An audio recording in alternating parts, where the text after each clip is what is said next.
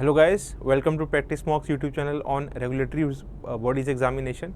So as we know, for our SEBI, RBI, IFSCA and बाकी regulatory bodies exam के लिए current affairs are important and especially those current affairs which are related to the subject, which means either it is related to economy, finance, social issues, and those which have some point or relevancy for the exam. Those news are very important. Similarly, a news has come up recently in which SEBI and Securities Exchange Board of India has revamped or changed the way the market capitalization is calculated. ठीक है, before explaining the news, you have to understand few terms. पहले तो M cap या market capitalization क्या होता है. For example, जियो का कोई शेयर है वो मार्केट में ट्रेड कर रहा है, नेशनल स्टॉक एक्सचेंज पे वो ट्रेड कर रहा है. ठीक है, जियो का कोई शेयर, उसकी मार्केट कैपिटलाइजेशन क्या होगी, उस पर्टिकुलर सिक्योरिटी की यानी शेयर की मार्केट में क्या वैल्यू चल रही है. ठीक है, क्या टोटल मार्केट कैपिटलाइजेशन है उनका, means the value of market, value of the share in the market into number of shares being traded in the market. This will be the market capitalization. अगर 10 share हैं 100 रुपये के तो 1000 market cap हो जाएगी. 100 रुपये का मतलब ये नहीं है जो IPO का टाइम होता है, 100 रुपये ये वो वैल्यू है जो आज की डेट में मार्केट में ट्रेड कर रहे हैं. तो ये मार्केट कैपिटलाइजेशन होता है, एम कैप होता है पर्टिकुलर सिक्योरिटी का. क्लियर है, number of shares into the market value of that particular share और सिक्योरिटी. ठीक है, नाउ व्हाट द गाइडलाइंस और what the change has been done by SEBI, मैं ये एक्सप्लेन करता हूँ.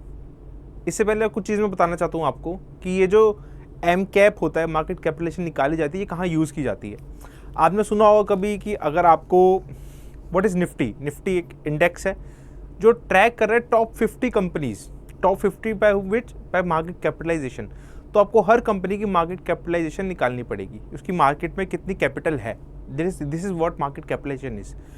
और अगर ये वैल्यू सही नहीं हो, मतलब कि स्टैटिक हो, जो बहुत लेट चेंज कर रही है, तो हमें ट्रू वैल्यू, ट्रू वर्थ उस कंपनी की रियलाइज ना हो. लेट्स से कि टॉप 10 कंपनियां एम कैप से जो हमने एक साल पहले बताई थी, एक साल पहले उनकी मार्केट कैपिटलाइजेशन एक्स अमाउंट थी और उस हिसाब से वो टॉप 10 कंपनियां बन गई. बट उसके एक साल के बाद और उससे एक साल के दौरान उनमें से काफ़ी कंपनीज जो थी वो टॉप 10 से बाहर चली गई होंगी और काफ़ी कंपनी टॉप 10 के अंदर भी आ गई होंगी. तो इससे क्या हो रहा है कि जो ट्रू कंपनी है, जो true worth of the company है एज पर द मार्केट कैप, वो अक्सर शो नहीं कर पाता था मार्केट. क्यों?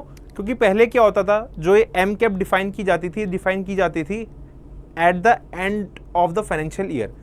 मतलब कि अगर हम आज 2024 में हैं, आज जो कंपनीज टॉप 100 यानी लार्ज, जिनको कहते लार्ज एम कैप्स के अंदर हैं, टॉप 100 कंपनीज जो हैं अकॉर्डिंग टू मार्केट कैपिटलाइजेशन, इनकी मार्केट कैपिटलाइजेशन निकली होगी 31 मार्च 2024 के अंदर. मतलब कि 2023-24 के फाइनेंशियल ईयर एंड के 31 मार्च पे जो इनकी मार्केट में ट्रेड की जा रही है उस वैल्यू को लेके. बट ये तो बिल्कुल हो सकता है ना कि उसके बाद काफ़ी कंपनीज की मार्केट कैप घट गई होगी, किसी की बढ़ गई होगी, है ना. तो ये ट्रू चीज़ नहीं दिखा पा रहा था मार्केट. तो इसको लेके सेबी ने एक चीज़ कही कि हम क्या करेंगे, इंस्टेड कि एक दिन का ही हम वैल्यू निकालें, हम 6 महीने का एवरेज निकालेंगे. तो सेबी ने कहा है कि हम फ्रॉम नाउ मतलब फ्रॉम जून, जुलाई, अगस्त, सितंबर, अक्टूबर, नवंबर, दिसंबर, ये 6 महीनों का हम क्या करेंगे, एवरेज निकालेंगे of market capitalization of companies. और उनमें से जो टॉप की बनेगी उनको हम दर्जा देंगे, इधर लार्ज कैप्स का, मिड कैप्स का या स्मॉल कैप्स का. अभी क्या रूल है कि टॉप 100 कंपनीज को हम लार्ज कैप पे डालते हैं, 100 से 250 को हम 101 से 250 को हम डालते हैं हमारा मिड कैप में, बाकी को हम स्मॉल कैप में डाल देते हैं. ठीक है, तो ये करंट रूल है. इसको भी चेंज करने का से भी बात कर रहे हैं कि हम 100 से 125 कर दें. ठीक है, that is also being discuss, but अभी हुआ नहीं है. अभी जो हुआ है हम उसकी बात कर रहे हैं कि जो एम कैप की वैल्यू निकलेगी ना, ये 6 महीने की एवरेज निकाली जाएगी. ठीक है, और 31 दिसंबर को डिसाइड की जाएगी कि क्या वैल्यू है.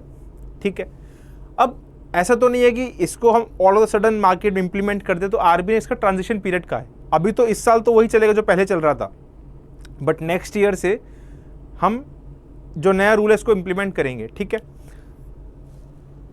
इसमें कुछ कंडीशन रखी गई हैं, that I will explain you, कि अगर किसी कंपनी का लगातार 3 बार रैंकिंग चेंज हो रहा है बेस्ड ऑन मार्केट कैपिटलाइजेशन, तो उनको यहाँ के प्रोविजंस से बाहर निकाल दिया जाएगा, दे उन पे ये प्रोविजंस अप्लाई नहीं किए जाएंगे, नए रूल के प्रोविजंस।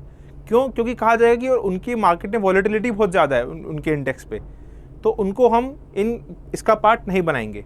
अगर 3 साल में लगातार 3 साल में उनकी कैपिटलाइजेशन चेंज हो रही है, रैंकिंग चेंज हो रही है बेसिकली। अब ये रैंकिंग कौन देगा? ये रैंकिंग सेबी को देगा पर्टिकुलर स्टॉक एक्सचेंज।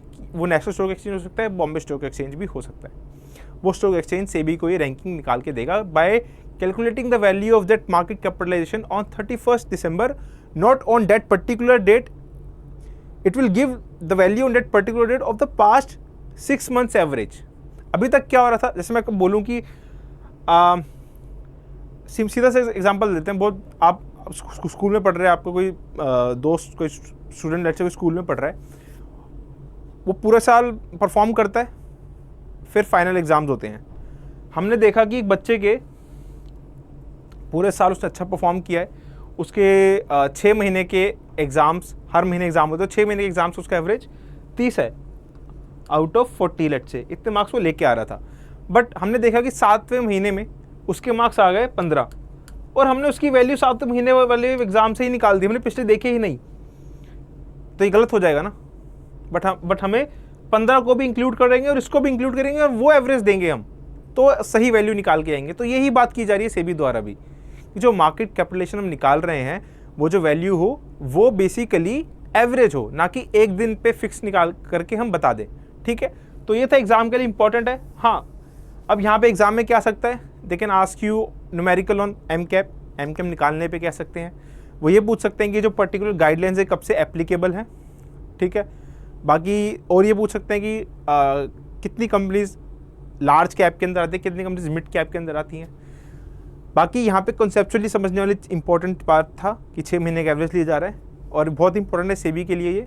सो अभी से ऐसे जितने भी हमारे न्यूज़पेपर में आर्टिकल्स आ रहे हैं, start reading them. We will be trying to cover as much news possible, ठीक है, through videos. So keep tune with us and keep studying. Thank you guys.